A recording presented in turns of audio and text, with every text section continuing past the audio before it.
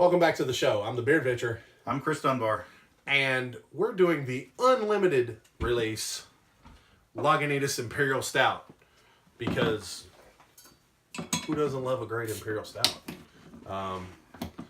So, and I know, not the right glasses, but you can see the color better with these. Ah, yes. Motor oil. So, this is an Imperial Stout, meaning that it has a much higher alcohol content. And actually, this is 9.9%. It is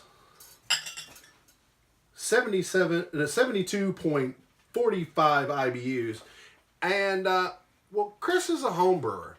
And there's something on here that I've always wondered about. Chris knows. It says the OG is 1.02092. And I know OG isn't original gangster, but Chris knows what it really is. So, if you would enlighten us, sir, what is the OG? OG stands for original gravity. Anytime you take a measurement of anything in water or any liquid, depends on your standards and measurement practices, it tells you your original gravity, which is specific gravity. So they know where this started off with, pardon me. They know where this started off with the amount of sugars, maltose, and maybe even hot particles if it came into it. They know how much that was on a specific gravity level. And then when they finish the beer, they can measure it again and find out the final gravity. It's still specific gravity, but it's their final measurement, or hopefully, that the yeast is eaten down, produced alcohol, and now they know. Through two ways, either mathematical estimates, or they can take a sample and send it to a lab to get it tested, which is a little more expensive than pen and paper, or programs on like an Excel spreadsheet. Huh. So, unfortunately, now I know more about what it is, but when I look at it and it says 1.092, and if I saw another one that said it, unfortunately, I'm not going to know a whole lot of difference personally. I do understand the IBUs, that going to let me know how bitter it is, and I know the 9.9 alcohol, but that's something I'd always wondered, so I figured a home brewer's going to know, so we asked a home brewer. So when you have questions about your beer, find somebody that's going to answer it for you. Thank you. Yeah. So now let's get into what we think about the beer. All right. Okay, you already just smell like the kind of coffee, cocoa. It's nice and roasty on the nose. It's a little bit hoppy, but it's smooth, roasty, toasty, chocolatey. Oh, yeah. Well, now, everything Lagunitas tends to be a little more hoppy than everybody else's version. That's kind of one of their calling cards. But, that is a smooth feel for an almost 10% alcohol stout. And it's a really complex one. Like you said, you do taste kind of coffee and cocoa and it's very toasted malt. As you can see, I'm looking at a fluorescent light and you can't see anything through this. And when you see it go down the glass, it's not particulate. It's just that damn dark. Mm-hmm. Which I really like a good, Imperial Stout. I'm pretty sure this is a Russian Imperial Stout. It doesn't say it on here, but I also do kind of see the little hammer and sickle on there. And it does kind of taste like, well, it's got a bunch of little stuff. They always have some kind of little joking stuff on there, but the bottle's kind of got a little bit of the, I want to say dew, but it's not the dew. What is it? The condensation on it, yeah. So it gets hard to read. Y'all don't want to hear that. You want to hear about beer. Grab one of these and read the side if you want. I'll nitpick just a just a tiny bit. There's no such thing as a double stout, as style-wise. Russian Imperial Stout is just kind of how it's always been. When craft beer started ticking up here, they'd call it a Russian Imperial Stout, or some people just call it Riz. There's nothing Russian about it. There are no ingredients from Russia. Really? It is all, unfortunately, marketing to my knowledge.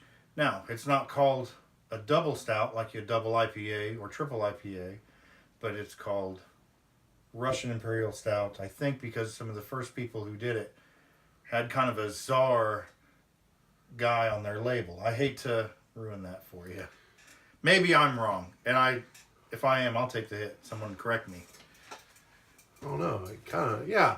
Comment on that. Does anybody know? Kind of makes me sad. I kind of hope that, I don't know.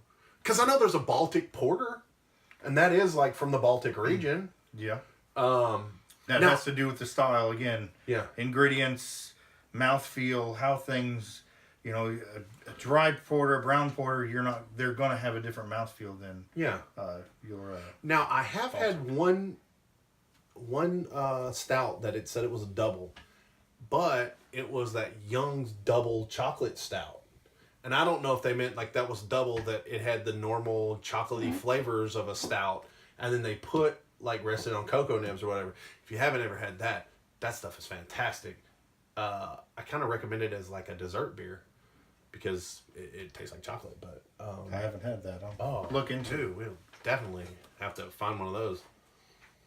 But I like this. If you're into the whole lacing thing, it does lace up the glass kind of good. But I would say this is a sweet stout as opposed to a dry stout. Fairly.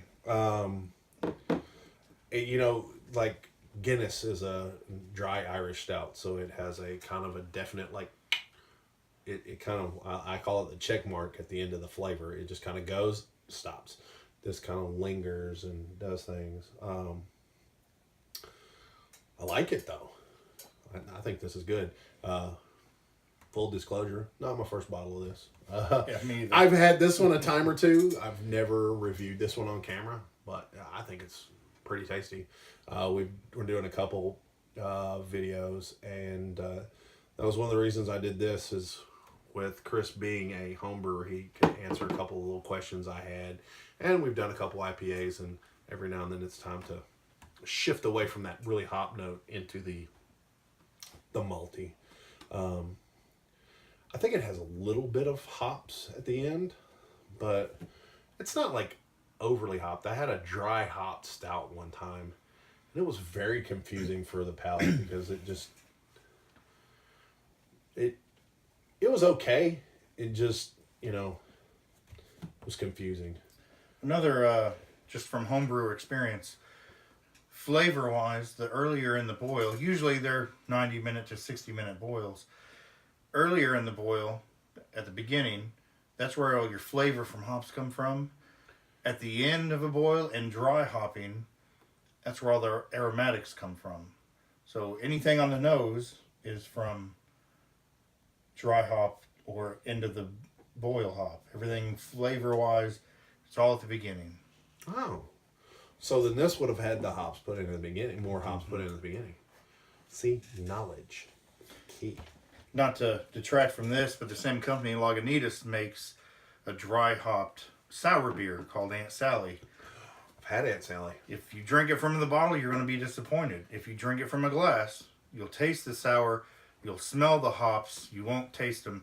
It's a complete, that's a roller coaster. Well, there we go. Well, I think this video has been a little informative. We did kind of stray away from just this beer. But, no, it's one of those, we kind of got out, what do you say about it? You've got all your toasted notes and things like that. It came out real quick and real easy because, it's a stout. And it's not like what I call the adjunct stouts. It wasn't like a blueberry stout or anything like that. It's relatively simple, but they do a good job of it, which is something to me is more important, that you can do a really good job of a simple beer than completely complex beer, because you can cover up mistakes that way. Mm-hmm. But I think we'll go ahead and dive right into the ratings. Did you dig it? Yes. I think this is good. Did the studio audience dig it? Shaking head, yes. Would you have another? Yes. I will. Also, studio audience.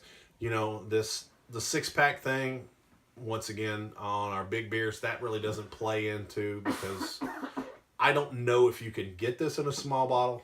I think I've only ever seen it in a large bomber. In our area. So, you know, but in our rating system of 1 to 10, what do you give it? Easy 9. 9. Studio audience says 7. I actually give this an wait. Now they're saying an 8. They're changing it. I give it an 8. Honestly, if it didn't have the hop aftertaste, this would be a 9 for me.